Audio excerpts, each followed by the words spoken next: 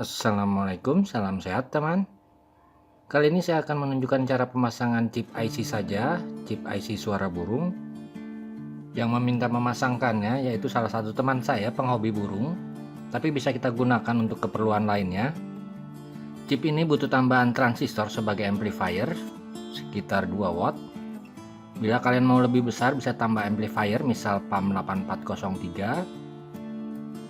Yang ini saya gunakan transistor BC547. Apa saja bisa asal transistor NPN. Pin-pinnya CBE, nanti saya gambar lengkap. Kemudian ujung kanan merupakan negatif baterai. Ini speaker output, satu lagi speaker dari positif baterai. Dan dua kabel ini sebagai saklar. Modul ini tegangan inputnya antara 3 sampai 4,5 volt. Jadi bila ingin digunakan di motor harus kalian tambah regulator 117. Oke, kita coba saja.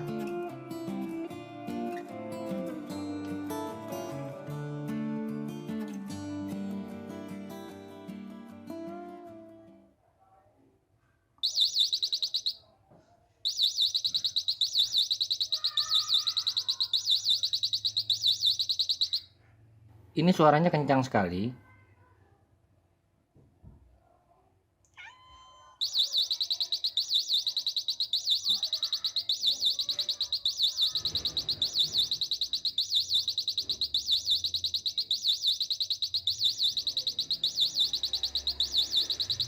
Bisa digunakan sebagai bunyi rem atau apapun.